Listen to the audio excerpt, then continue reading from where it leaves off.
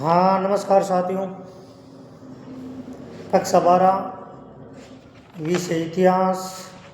इतिहास का पहला अध्याय लेंगे अपन, यानी भाग प्रथम। और पहला अध्याय का नाम है ईंट, मनकें तथा अस्थियाँ। और मित्रों, जो मैं आपको क्वेश्चन बता रहा हूँ, एग्ज़ाम में बाहर जाने की बिल्कुल ही संभावना नहीं है। 10 क्वेश्चन है, 10 क्वेश्चन में से 100 क्वेश्चन बन जाएंगे लगभग। पहला क्वेश्चन देखो, सिंधु घाटी सभ्यता में सर्वाधिक साक्ष्य प्राप्त हुए मोरू से। अब मोरू से प्राप्त हुए, लेकिन मोहरें किस पत्र से बनाई जाती थी? तो ये मोहरें मुलायम सेलकड़ी नामक पत्र से बनाई जाती थी। यहाँ 2 क्वेश्चन तैयार हो गए कि सिंधु घाटी सभ्यता में सर्वाधिक साक्ष्य कहाँ से प्राप्त हुआ? तो मोरू से। मोहरें किसकी बनाई जाती थी? सेलकड़ी नामक मुलायम पत्र से बनाई जाती थी। क्वेश्चन नंबर 2 देखो, बनवाली सभ्यता, बनवाली कहाँ पे? हरियाणा में, से साक्ष्य प्राप्त हुए। बनवाली से जो साक्ष्य प्राप्त हुआ वो मिट्टी से बने हल्के प्रतिरूप प्राप्त हुए थे। लेकिन अब आपको देखना है कि जूते खेत के साक्ष्य कहाँ से प्राप्त हुआ? कालीबंगा, हनुमानगढ़ यानी राजस्थान से प्राप्त हुए। नहरों के कुछ अवशेष कहाँ से प्राप्त हुए? सोर्तगोई, अफगानिस्तान से प्राप्त। और कृषि जल संचय का प्रमाण मिलता है धोलावीरा यानी गुजरात से। तो यहाँ पे 4 क्वेश्चन बन गए कि मिट्टी के बने हल्के प्रतिरूप बनवाली, जूते खेत के साक्ष्य कालीबंगा, नहरों के कुछ अवशेष सोर्तगोई और कृषि जल संचय का प्रमाण मिलता है धोलावीरा गुजरात से। क्वेश्चन नंबर 3 देखते हैं मित्रों। क्वेश्चन नंबर 3 देखो, भारतीय पुरातात्विक सर्वेक्षण के पहले जनरल कौन थे? अलेक्जेंडर कनिंघम 1875 में, यानी 1875 ईस्वी में पहला जनरल बनाया गया था अलेक्जेंडर कनिंघम को। यानी भारतीय पुरातात्विक सर्वेक्षण का पहला जनरल किसको बनाया गया था? अलेक्जेंडर कनिंघम को बनाया गया। इसलिए ये भारतीय पुरातात्विक सर्वेक्षण का जनक भी कहलाता है। जनक कौन कहलाता है? Alexander Cunningham.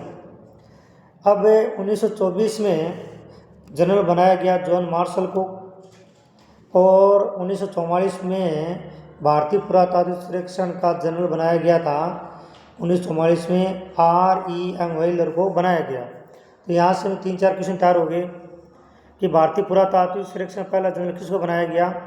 अलेक्जेंडर कनिंघम को। ये भारतीय पुरातात्विक सर्वेक्षण का जनक भी कहलाता है कनिंघम।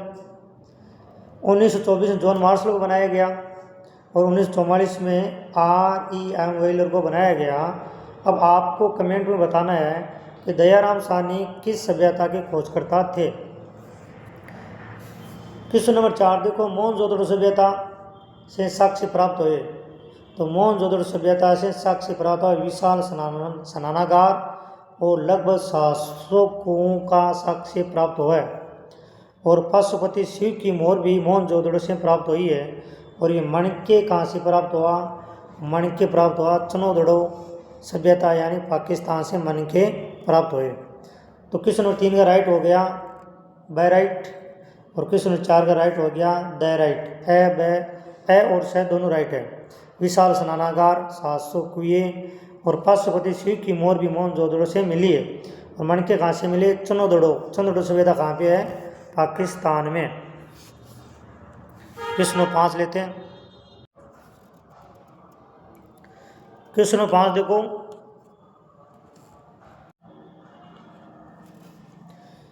घिसी हुई रेत अथवा बालू तथा रंग और चिपचिपे पदार्थ से मिश्रण को पकाकर जो बनाया जाता था उस पात्र को क्या कहते थे? उस पदार्थ को क्या कहा जाता था? तो उस पदार्थ को फयांस कहा जाता था। मिस्र से अपन को पिरामिड प्राप्त होते हैं, और ओमान से मर्दबान प्राप्त होते हैं, और कई जगह से अपन को मृदभांड भी प्राप्त होते हैं। कालीबंगा से मृदभांड प्राप्त होता है, मर्दबान ओमान से प्राप्त होता है, पिरामिड मिस्र सभ्यता से प्राप्त होता है, और सिंधु सभ्यता से फयांस प्राप्त होता है। ये भी आपको याद रखना है। क्वेश्चन नंबर 6 देखो, मेसोपोटामिया के लेख में किस देशों को नाविकों का देश कहा गया है? तो नाविकों का देश मेलुहा को कहा गया है। हाँ मित्रों, आपको याद रखें, मगान का वर्तमान ओमान के नाम से जाना जाता है, और दिलमुन है ना, ये दिलमुन बहरीन द्वीप को कहा जाता है, और ये मेलुआ ये सिंधु सभ्यता को कहा जाता है। तो यहाँ से 4 क्वेश्चन बन गए। दिलमुन किस द्वीप को कहा जाता है? बहरीन द्वीप को। मगान किसको कहा जाता है? ओमान को। और मेलुआ किसको कहा जाता है? सिंधु सभ्यता को कहा जाता है। और मेसोपोटामिया और सिंधु सभ्यता के बीच में आयात निर्यात का काम होता था, इसलिए मेलुआ को देशों के नायकों का देश कहा जाता है। अब क्वेश्चन नंबर 7 को हड़प्पा सभ्यता काल का निर्धारण किया गया। वेरी वेरी मोस्ट किताब में लिख रखा है 2600 से लेकर 1900 ईसा पूर्व के मध्य में इसका निर्धारण किया गया। लगभग माना जाता है 2600 से लेकर 1900 ईसा पूर्व तक। लेकिन C14 के अनुसार 2300 से 1750 1750 ईसा पूर्व के मध्य हड़प्पा सभ्यता मानी जाती है। C14 भी याद रख लेना। और लगभग निर्धारण 2600 1900। अगर C14 के अनुसार पूछे आपको तो 2300 से लेके और 1750 के मध्य मानी जाती है। आपका वैदिक सभ्यता है ना, वो 1500 से लेके 600 ईसा पूर्व के मध्य में मानी जाती है। वैदिक सभ्यता 2 भागों में बांटा गया है, एक ऋग्वैदिक और दूसरा है उत्तर वैदिक कालिक वैदिक सभ्यता। तो इसका राइट हो गया भाई 2600 से लेके 1900 ईसा पूर्व के मध्य में हड़प्पा सभ्यता मानी जाती है। लेकिन आपको C14 के अनुसार पूछ ले तो राइट कौन सा राइट होगा? ए राइट होगा। इस प्रश्न में तो बाई राइट है। क्वेश्चन 8 देखो, हड़प्पा सभ्यता की खोजकर्ता कौन थे? Very very most. हड़प्पा सभ्यता के खोजकर्ता दयाराम साहनी थे। और हड़प्पा सभ्यता के उत्खननकर्ता भी आपको याद रखना, आपकी किताब में लिख रखा है R.E.M. व्हीलर। और मोहनजोदड़ो के खोजकर्ता कौन थे? राखलदास बनर्जी। और लोथल सभ्यता के खोजकर्ता कौन थे? S.R. राव। तो यहाँ से भी लगभग 3-4 क्वेश्चन बन गए। आपको पूछ लिया हड़प्पा सभ्यता खोजकर्ता कौन? दयाराम साहनी। हड़प्पा सभ्यता उत्खननकर्ता कौन? R.E.M. व्हीलर। मोहनजोदड़ो सभ्यता के खोजकर्ता कौन? राखलदास बनर्जी। और मित्रों लोथल सभ्यता के खोजकर्ता कौन है? S.R. राव। क्वेश्चन 8 हो गए। क्वेश्चन नंबर 9 देखते हैं। कालीबंगन में उत्खनन का कार्य किसके द्वारा किया गया था? तो कालीबंगन में उत्खनन का कार्य बीबीलाल ब्रजवासी लाल बीके थापर बालकृष्ण थापर के द्वारा किया गया था। ए भी राइट है, ब भी राइट है।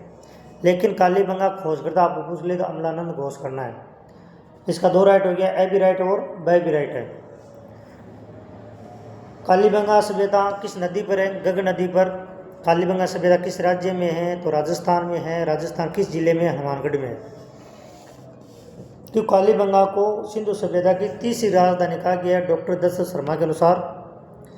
और कालीबंगा से जूते खेत के साक्ष्य प्राप्त हुए। और पहली राजधानी मोहनजोदड़ो हड़प्पा दोनों जुड़वा राजधानी कहा जाता है उसको। और सिंधु सभ्यता का मेसोपोटामिया के साथ में आयात निर्यात का कार्य होता था।